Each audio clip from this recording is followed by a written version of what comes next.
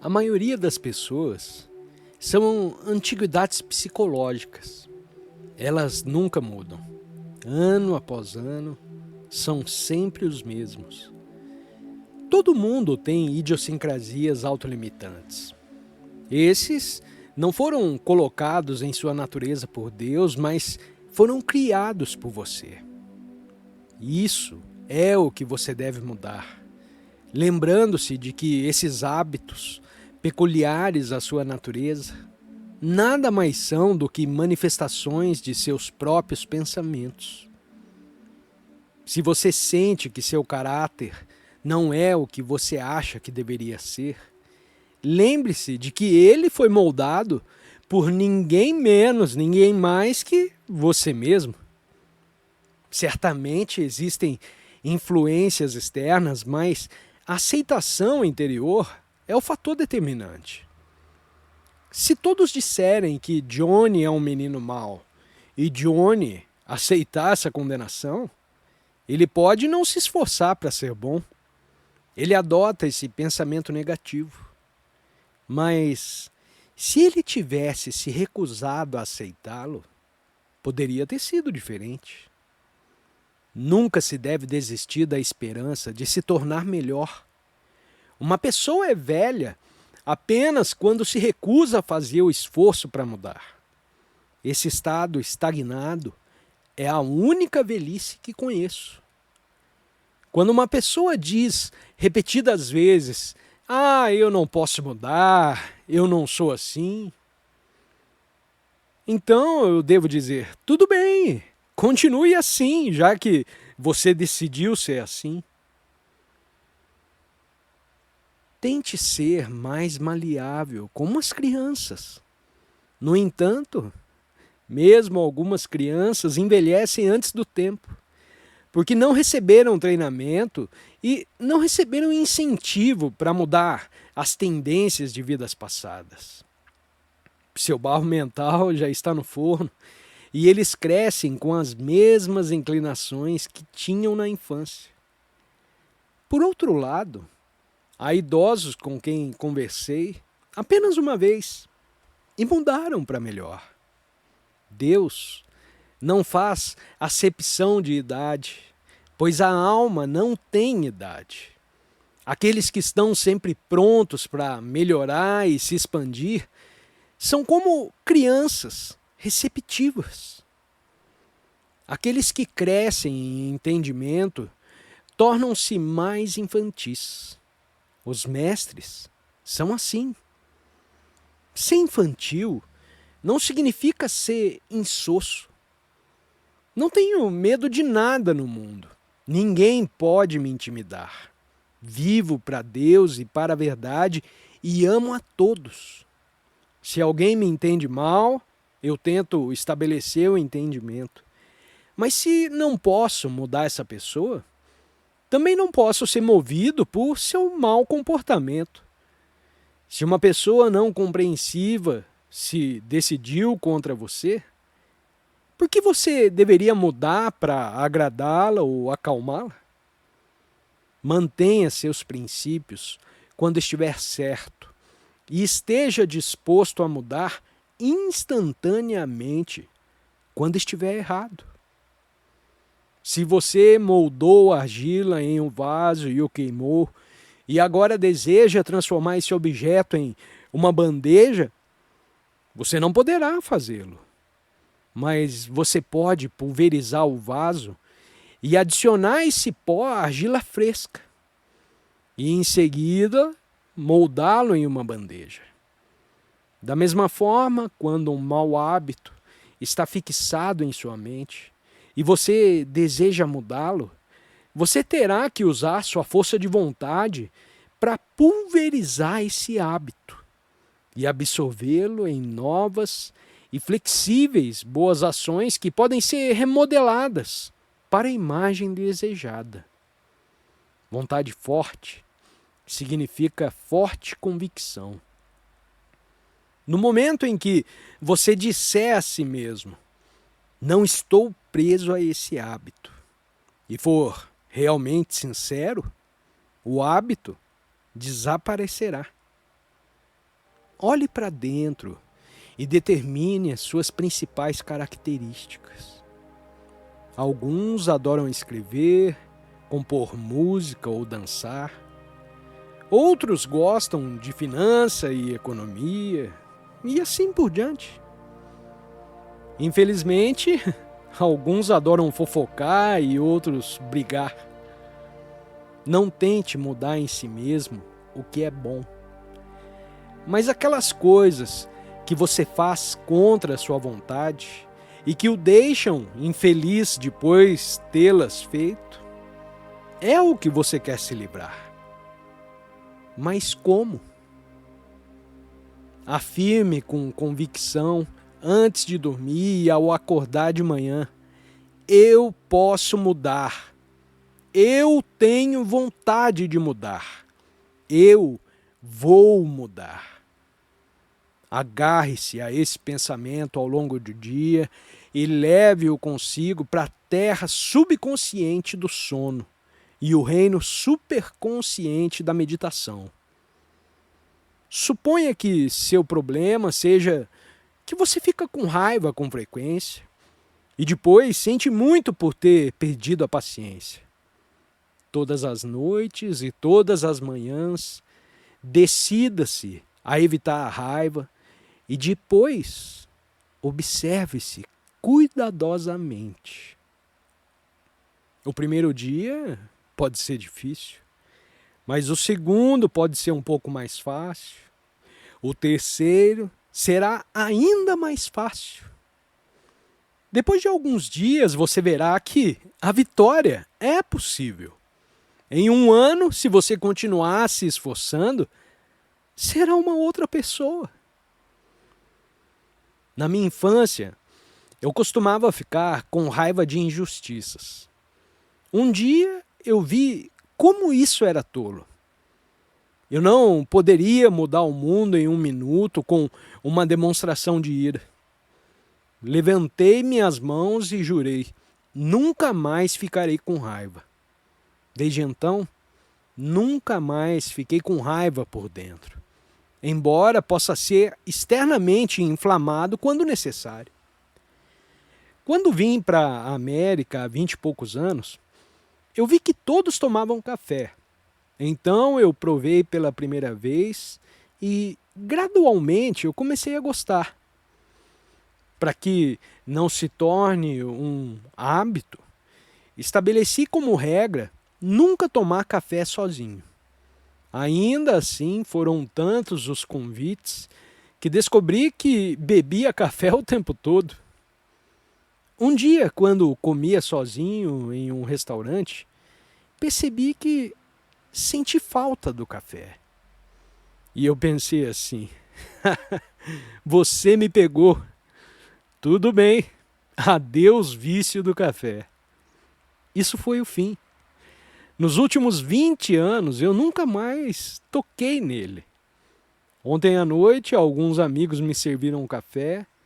O gosto era bom, mas nunca mais será tentador para mim. Você deve ser livre e não escravizado por seus hábitos, ou pelo desejo de agradar a sociedade ou qualquer outra coisa. Ser capaz de fazer, não o que você quer fazer, mas o que você deve fazer para o seu próprio bem-estar, isso é liberdade. Por exemplo, pessoas temperamentais, viciadas em suas emoções, adoram intimidar e assustar à luz do dia dos outros. Eu digo, vá em frente, se for preciso, mas lembre-se de que você terá que pagar por esse mau comportamento. Ninguém mais vai pagar essa conta por você. Toda ação errada vai contra o próprio bem-estar. Não dá a paz e a felicidade esperada. Às vezes, parece difícil ser bom, mas é fácil ser mal. E que abrir mão das coisas ruins é perder alguma coisa, ser o perdedor. Mas eu digo que você não sentirá falta de nada além de tristeza. Não seja como a criança travessa que quer fazer exatamente o que lhe disseram para não fazer. Tudo o que os grandes advertiram é como mel envenenado. Eu digo para não provar e você pode argumentar: ah, mas é tão doce. Bem, meu raciocínio é que depois de provar a doçura, ela o destruirá. O mal foi feito doce para iludir você.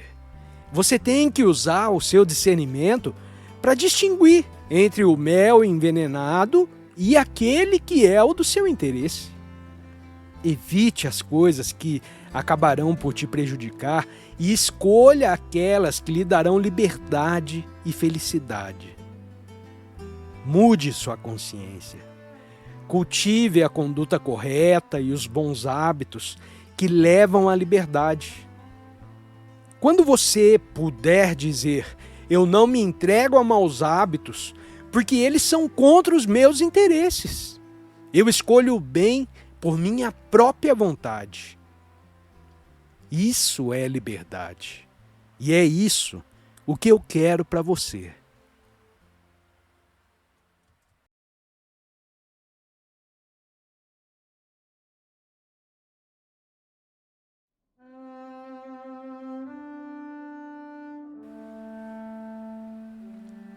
Remodelar sua consciência significa exercer o livre-arbítrio guiado pelo discernimento e energizado pela força de vontade. A discriminação é a sua visão aguçada e a vontade é o seu poder de locomoção. Sem vontade, você pode saber o que é certo por meio da discriminação e ainda assim não agir de acordo com isso. É agir com base no conhecimento que leva você ao seu objetivo. Portanto, tanto a discriminação quanto a vontade são necessárias. A força de vontade é fácil de desenvolver.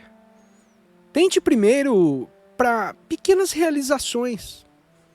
Gradualmente você se livrará de tendências que pensava não poder superar.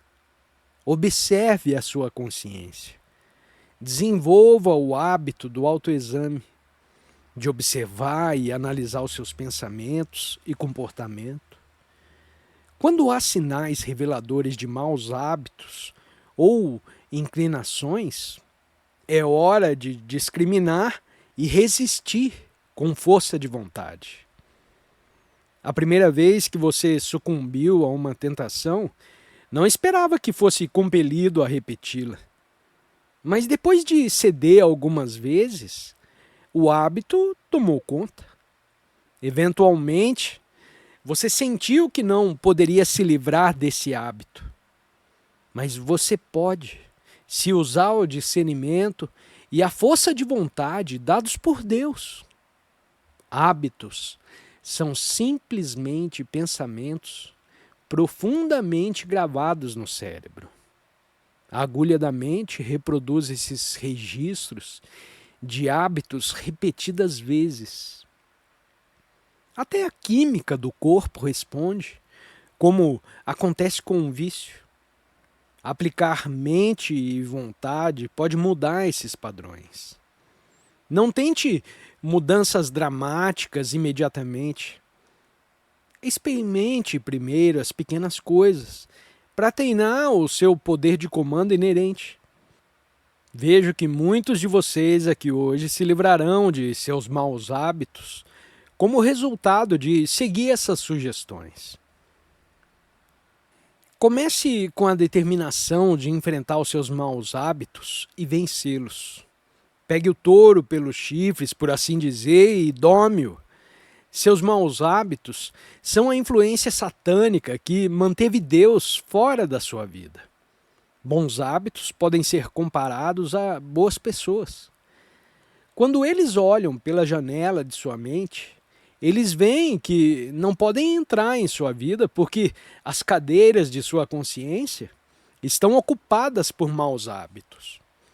Expulse os ocupantes indesejáveis e deixe os nobres entrarem. Você não precisa da ajuda de nada nem de ninguém para mudar a si mesmo. Apenas mude a sua consciência. Muito simplesmente, tudo o que você precisa fazer é afastar os pensamentos que deseja destruir, substituindo-os por pensamentos construtivos. Essa é a chave para o céu e esta chave está nas suas mãos. Essas pessoas que se comportam da mesma maneira todos os dias são as que recusam a mudar os seus pensamentos. Isso é tudo. Há um ditado que diz: uma mulher convencida contra sua vontade ainda tem a mesma opinião. Por que dizer isso da mulher? O homem é o mesmo. Todos devem aprender a cortar pensamentos errados com o incisivo bisturi da sabedoria. O pensamento é uma projeção da luz e vontade onipotentes de Deus. Se você decidir mudar, poderá usar o seu poder para se transformar. Somos o que pensamos ser. A inclinação habitual de nossos pensamentos determina nossos talentos e habilidades e a nossa personalidade. Assim, alguns pensam que são escritores ou artistas, trabalhadores ou preguiçosos e assim por diante. E se você quiser ser diferente do que pensa que é atualmente, você pode argumentar que outros nasceram com o talento especial que lhe falta, mas deseja ter. Isso é verdade. Mas eles tiveram que cultivar o hábito dessa habilidade em algum momento. Se não nessa vida, então em uma vida anterior. Portanto, seja o que for que você queira ser, comece a desenvolver esse padrão agora. Você pode incutir qualquer tendência em sua consciência agora mesmo, desde que injete um pensamento forte em sua mente. Então, as suas ações e todo o seu ser obedecerão a esse pensamento. Não se contente com uma mentalidade de faixa única. Você deve ser capaz de ter sucesso em qualquer profissão ou fazer qualquer coisa que quiser. Sempre que os outros me diziam que eu não seria capaz de fazer alguma coisa, eu decidi que poderia fazê-lo e fiz. Poucas demonstrações do poder da mente são mais dramáticas do que o poder do pensamento, seja para o bem ou para o mal, sobre a saúde do corpo. Meu guru me contou uma história uma vez. Ele havia perdido muito peso devido a uma doença grave e durante a convalescência ele visitou o seu guru, Lahiri Mahasaya. O Yogavatar perguntaram sobre a sua saúde e Shri Yukteswar explicou a causa da sua delicada condição. Então, disse Lahiri Mahasaya, você ficou doente e agora pensa que está magro. Mas tenho certeza de que você se sentirá melhor amanhã. No dia seguinte, Gurudeva foi exultante a Lahiri Mahasaya e proclamou: Senhor, com suas bênçãos, sinto-me muito melhor hoje. Lahiri Mahasaya então respondeu: sua condição era realmente muito séria e você ainda é frágil. Quem sabe como você pode se sentir amanhã? No dia seguinte, Shri Yukteswar estava novamente completamente debilitado. Ele lamentou ao seu guru: Senhor, estou novamente doente. Eu mal poderia me arrastar até aqui para você. Lahiri Mahasaya respondeu: então, mais uma vez você se indispõe. Depois de alguns dias dessa alternância de saúde e doença, que seguiu exatamente a expectativa dos pensamentos de Shri Yukteswar, influenciados pelas sugestões de Lahiri Mahasaya, meu guru percebeu a poderosa lição que Lahiri Mahasaya estava tentando lhe ensinar. O Yogavatar disse: "O que é isso?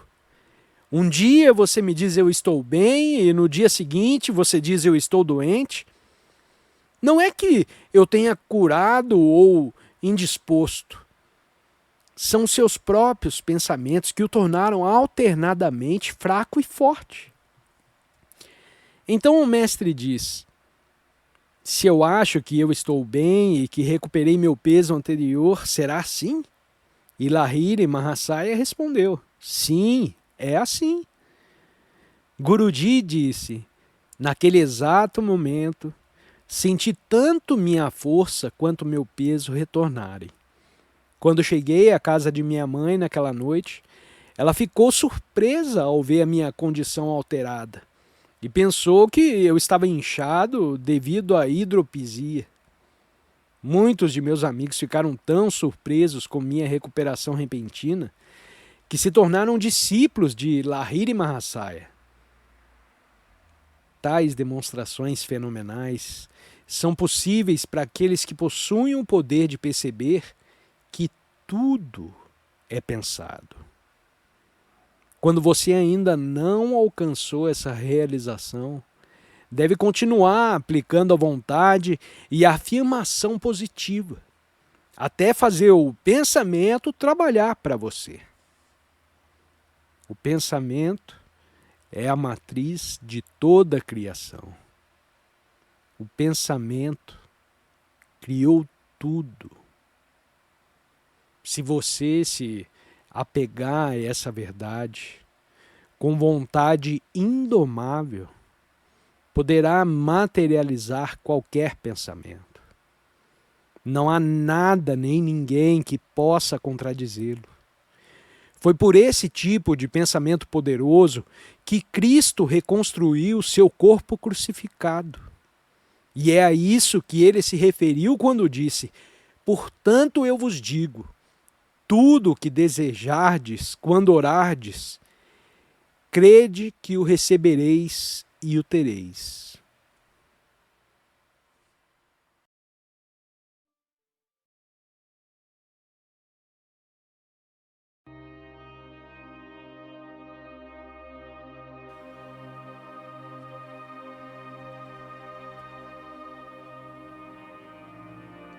Depois que você tomar uma decisão em sua vida, nunca desista. Se você disser: "Eu nunca vou pegar um resfriado", e na manhã seguinte estiver com um resfriado terrível e desanimado, você está permitindo que sua vontade permaneça fraca. Você não deve desanimar ao ver algo acontecendo que é contrário ao que você afirmou. Continue acreditando, sabendo que assim será.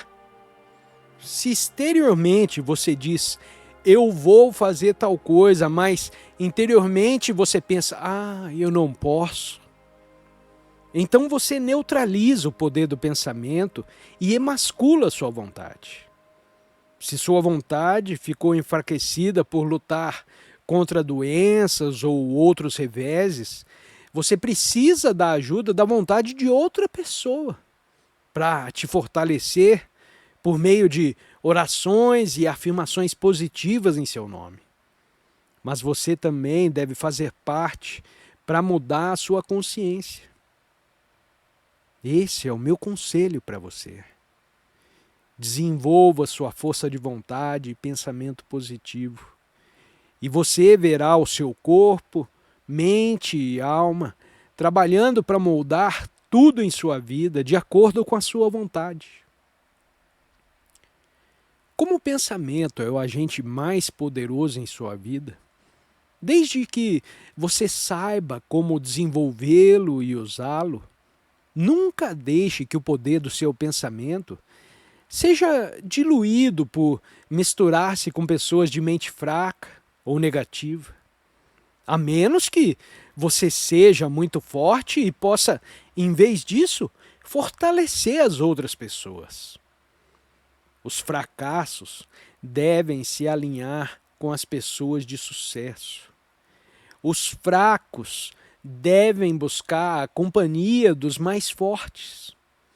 Pessoas que não têm autocontrole devem se associar com aqueles que são autodisciplinados.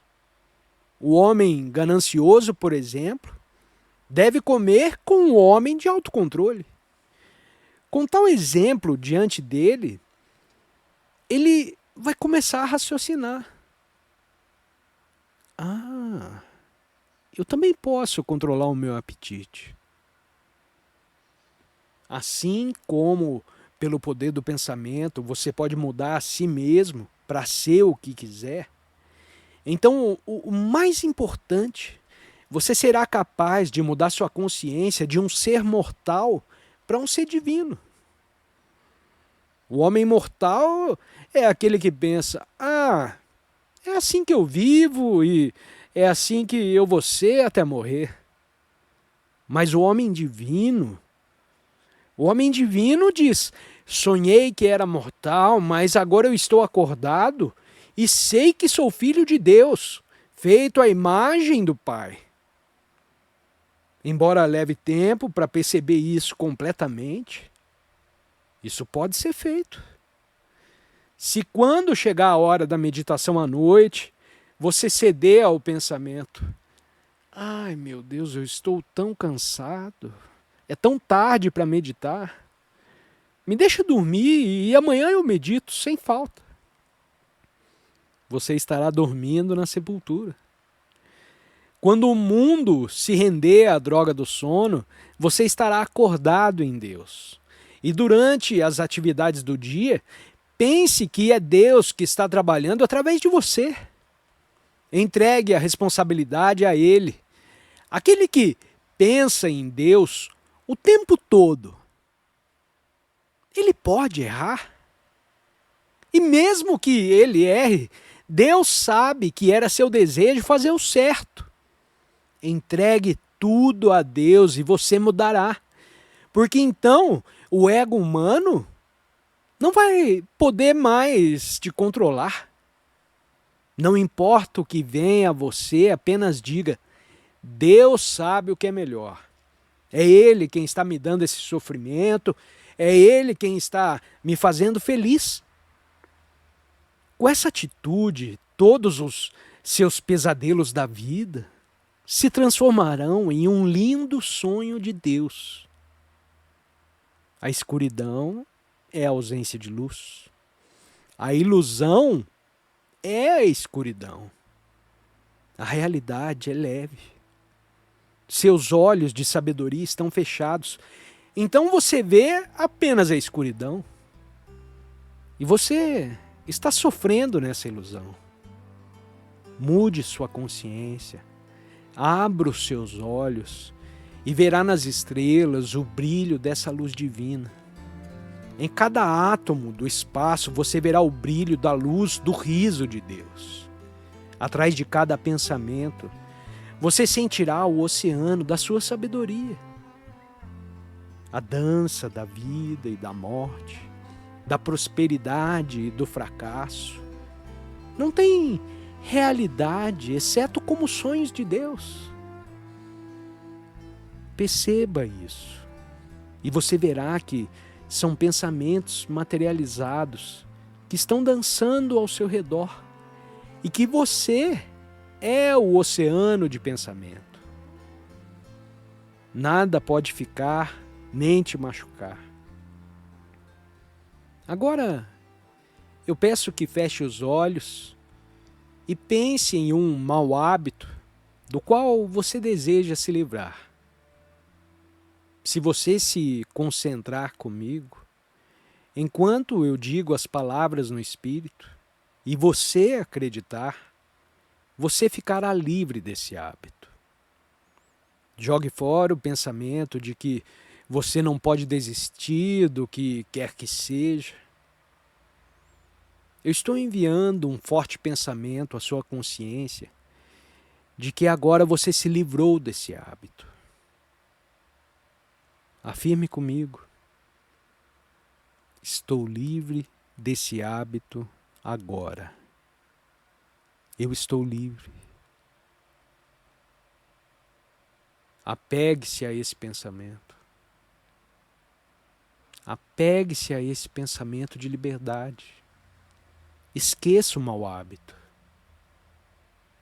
Muitos de vocês descobrirão que o hábito que abandonaram nunca mais voltará. Repita comigo: vou remodelar a minha consciência. Nesse ano, sou uma nova pessoa. Mudarei minha consciência de novo e de novo, até ter afastado toda a escuridão da ignorância e manifestado a luz brilhante do Espírito, em cuja imagem fui feito.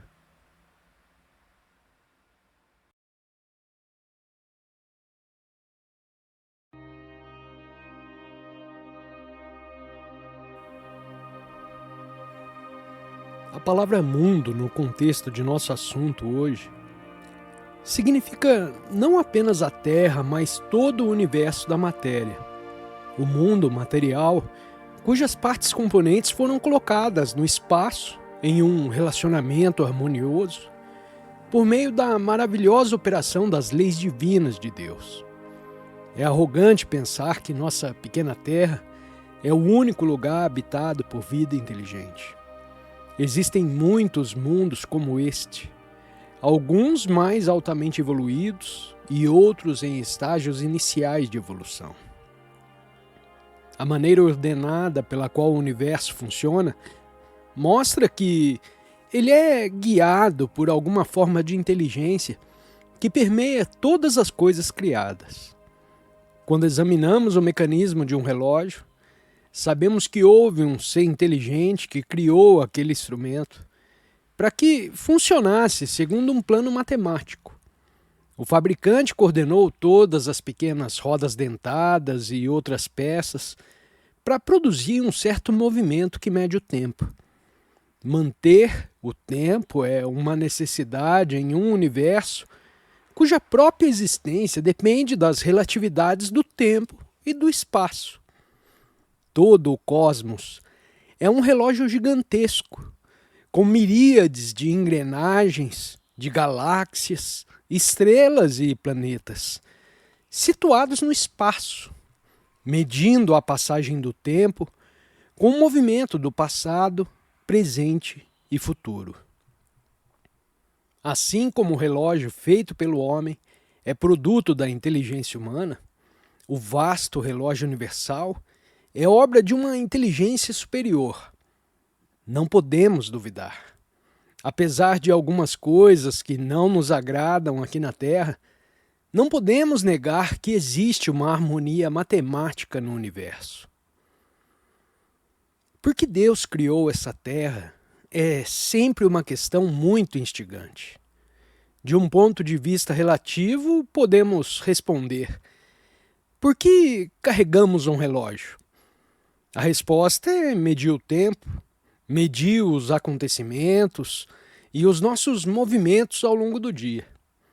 Café da manhã, trabalho, jantar, cuidar do corpo, entretenimento, dormir. Tudo consiste em certos movimentos no tempo. Assim, podemos dizer que o relógio é necessário para medir a passagem do nosso tempo. Tal medição é necessária porque esse mundo em que fomos colocados é condicionado pelo tempo. Nossa existência e ações estão sujeitas às divisões do passado, presente e futuro. Como seres humanos, temos que agir ou nos tornamos vegetais. E nosso comportamento deve estar em uma forma ordenada, que seja harmoniosa com o movimento universal do tempo e suas restrições feitas pelo homem. Um relógio nos ajuda a fazer isso. Agora, esse relógio cósmico é uma necessidade para Deus? Ele também deve ser circunscrito pelo passado, presente e futuro? A resposta é sim e não simultaneamente. O tempo, o tic-tac ordenado do relógio cósmico, é parte integrante de Maia, a ilusão. O medidor mágico, a única maneira pela qual Deus poderia criar uma variedade de formas e eventos a partir de sua única consciência e mostrar sua progressão no espaço para nossa participação e admiração. Mas não, o próprio Deus não é limitado pela relatividade do passado, presente e futuro e pelas mudanças inerentes à passagem do tempo. Nele não há nada além do eterno agora. E embora a ilusão venha dele, ela não está nele. É um paradoxo que, se Deus não é compelido pelas relatividades desse mundo, como o homem, então por que ele gerou a criação? Se Deus precisasse desse mundo, isso implicaria que ele é imperfeito, não completo ou satisfeito consigo mesmo. Por outro lado, se Deus é perfeito, então por que ele criou um mundo tão imperfeito? Os rishis da antiga Índia, tendo penetrado na causa original do ser, declaram que Deus é perfeito, que ele não precisa de nada, pois tudo está contido nele, e que este mundo é a lila de Deus, ou seja, o jogo divino, uma brincadeira. O Senhor parece como uma criança pequena que adora brincar, e sua lila é a infinita variedade de criação em constante mudança. Eu costumava raciocinar dessa maneira. Deus era uma bem-aventurança onisciente infinita, mas estando sozinho, não havia ninguém além dele para desfrutar dessa bem-aventurança. Então ele disse: deixe-me criar um universo e me dividir em muitas almas para que elas possam brincar comigo em meu drama que se desenrola. Por seu poder de medição mágica de Maia, ele se tornou dual, espírito e natureza, homem e mulher, positivo e negativo. Mas embora ele tenha criado o universo a partir da ilusão, ele mesmo não é iludido por ela. Ele sabe que tudo é apenas uma diversificação de sua única consciência cósmica. As experiências dos sentidos e emoções, os dramas da guerra e da paz, da doença e da saúde, da vida e da morte, tudo está acontecendo em Deus como o sonhador criador de todas as coisas, mas ele não é afetado por elas. Uma parte de seu ser infinito sempre permanece transcendente, além das dualidades vibratórias. Ali, Deus está inativo. Quando ele vibra sua consciência com pensamentos de diversidade, ele se torna imanente e onipresente como o Criador no reino vibratório finito do infinito. Lá, ele está ativo. A vibração traz objetos e seres interagindo no espaço, nos movimentos do tempo. Assim como as vibrações da consciência do homem trazem sonhos durante o sono. Deus criou esse universo de sonho para entreter a si mesmo e a nós. A única objeção que tenho à lila de Deus é esta: Senhor, por que permitiste que o sofrimento fizesse parte da peça? A dor é tão feia e torturante. A existência, então, não é mais entretenimento, mas uma tragédia. E é aí que entra a intercessão dos santos. Eles nos lembram que Deus é todo-poderoso e se nos unirmos a Ele, não seremos mais feridos nesse seu teatro. Somos nós que infligimos dor a nós mesmos se transgredirmos as leis divinas sobre as quais ele repousa todo o universo. Nossa salvação é nos unirmos a ele. A menos que nos sintonizemos com Deus e saibamos que esse mundo é apenas um entretenimento cósmico, estamos fadados a sofrer. Parece que o sofrimento é uma disciplina necessária para nos lembrar de buscar a união com Deus. Então, como ele, seremos entretidos por essa fantástica peça. É maravilhoso pensar profundamente nessas coisas. Eu mergulho nesses reinos o tempo todo. Mesmo quando falo com você, eu estou vendo essas verdades. Seria realmente terrível se um ser todo-poderoso nos tivesse jogado nessa ilusória existência terrena, sem escapatória ou capacidade de realizar o que ele realiza. Mas este não é o caso. Há uma saída. Todas as noites, em sono profundo, você inconscientemente esquece esse mundo. Não é mais para você. E toda vez que você medita profundamente, você é conscientemente transcendente. O mundo não existe para você.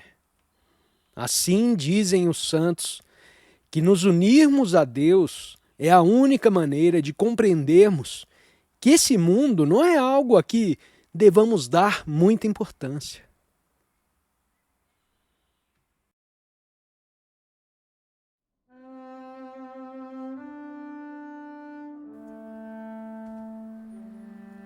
Neste mundo há uma constante repetição da história, de guerras, problemas. Se formos objetivos, começaremos a ver os eventos como uma espécie de filme cósmico contínuo, em que a mesma história básica é repetida repetidamente, apenas em tempos e lugares diferentes, com personagens diferentes. Você não assistiria ao mesmo filme repetidamente. Logo, acabaria perdendo o interesse.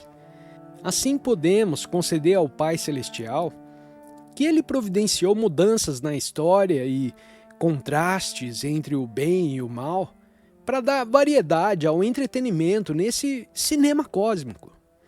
Podemos dizer que Deus nunca deveria ter criado esse mundo em que há tantos problemas. Mas, por outro lado, os santos dizem que se vocês soubessem que são deuses, você não se importaria.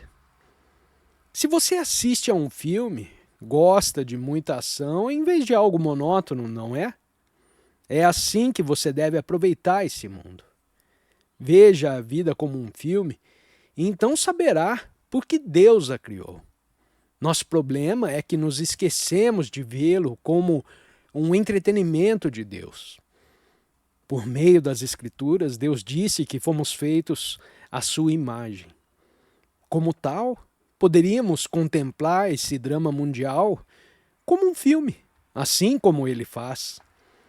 Se apenas olharmos para a perfeição da alma interior e percebermos nossa unidade com o divino, então esse filme cósmico, com seus horrores de doença, pobreza e bombas atômicas, nos parecerá tão real quanto as anomalias que experimentamos em uma sala de cinema. Quando terminamos de ver o filme, sabemos que ninguém foi morto, ninguém estava sofrendo. Na verdade, essa é a única resposta que vejo quando olho para o drama da vida. Não é nada além de um show de sombras elétricas. Um jogo de luz e sombras. Tudo é a vibração da consciência de Deus, condensada em imagens eletromagnéticas. A essência dessas imagens não pode ser cortada por uma espada, nem queimada, nem afogada, nem sofrer qualquer tipo de dor. não nasce, nem morre, passa apenas por algumas mudanças. Se pudéssemos observar esse mundo como Deus o observa e como os santos o fazem, estaríamos livres da aparente realidade desse sonho. Nessa consciência, posso entender que esse mundo foi criado para o entretenimento e que não é necessário nem para Deus e nem para nós. Você pode entender a vida como o filme de sonho cósmico de Deus se analisar os filmes de sonho que cria todas as noites durante o sono. Às vezes você tem pesadelos, às vezes tem sonhos adoráveis. Como eles parecem reais, não apenas para você, mas também para aqueles seres que estão no seu sonho. Mas quando você acorda, sabe que eles não eram reais e pode rir dessa irrealidade. Claro, todo mundo prefere belos sonhos ao invés de pesadelos. Lembro a Deus disso. Se devemos participar de seus sonhos, Senhor, gostamos de belos sonhos de saúde e sorrisos, em vez de pesadelos de doenças ou sofrimento mental. Mas o problema é que, enquanto você amar belos sonhos e temer pesadelos, dando realidade a qualquer acontecimento onírico, quando os pesadelos vierem, você sofrerá. Portanto, os mestres dizem: desperte tanto dos belos sonhos quanto dos pesadelos. Se você está apegado à felicidade humana, terá muitos problemas, porque os pesadelos são inevitáveis, junto com os belos sonhos. Mas se você pensar em um sonho como um sonho, seja ele agradável ou terrível, você terá paz. Quando você percebe que a vida é um sonho, então você é livre. Essa é a filosofia que os grandes mestres da Índia ensinam. Que esse mundo, esta criação, é o sonho de Deus. Assim como quando você está meio acordado e pode ver um sonho e saber que está sonhando, mas fora dele, é assim que Deus sente esse universo. Por um lado, ele está acordado em uma bem-aventurança sempre nova, e por outro lado, ele está sonhando com esse universo. É assim que você deve olhar para esse mundo. E então você saberá por que ele o criou. E não atribuirá essas condições de sonho à sua alma. Se você passa por um pesadelo, sabe que não passa de um pesadelo. Se você puder viver no mundo com essa consciência, você não sofrerá. Isso é o que o Kriya Yoga lhe dará. Isso é o que as lições da Self-Realization farão por você, se você as praticar fielmente. É nesses ensinamentos que você deve se concentrar. Não na minha personalidade ou em qualquer outra personalidade. E não se trata apenas de ler essas verdades, mas de praticá-las. A leitura não o torna sábio. Realização faz isso. É por isso que não leio muito. Eu mantenho minha mente sempre aqui no centro da consciência crística, na luz onipresente da inteligência cósmica. Quão diferente o mundo parece! Às vezes, vejo tudo como imagens elétricas. Não há peso ou massa no corpo. Ler as maravilhas da ciência não fará de você um sábio, pois há muito mais a ser conhecido. Leia o livro da vida que está escondido dentro de você, na onisciência da alma, logo atrás da escuridão dos olhos fechados. Descubra esse reino ilimitado da realidade. Olhe para essa terra como um sonho. E então você entenderá que está tudo bem para você deitar no leito dessa terra e sonhar o sonho da vida. Você não se importará então, porque saberá que está sonhando. Os mestres religiosos ocidentais pregam prosperidade, felicidade, saúde e a promessa de uma gloriosa vida após a morte. Mas não como experimentar a bem-aventurança divina e ser intocado pelo sofrimento aqui e agora. É aí que os ensinamentos dos grandes rishis da Índia vão muito mais fundo. Os ocidentais acusaram os mestres de propor uma filosofia de vida negativa. Isso é, não se importa se você sofre, não se importa se você é feliz ou não. Negar o mundo. Pelo contrário, os mestres da Índia perguntam: o que você vai fazer quando se deparar com dor e tristeza? Você vai chorar desamparadamente ou vai praticar aquelas técnicas que lhe dão equilíbrio e transcendência enquanto você trata a doença? Eles insistem em ações corretivas de bom senso e controle simultâneo das emoções, para que, se a sua saúde for embora e a dor vier, você não ceda ao desespero.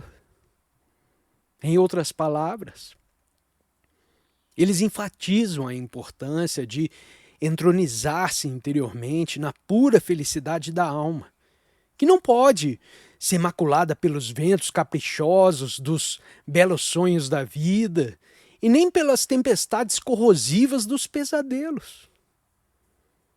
Aqueles que habitualmente se apegam à consciência material não querem fazer o esforço necessário para atingir esse estado de invulnerabilidade.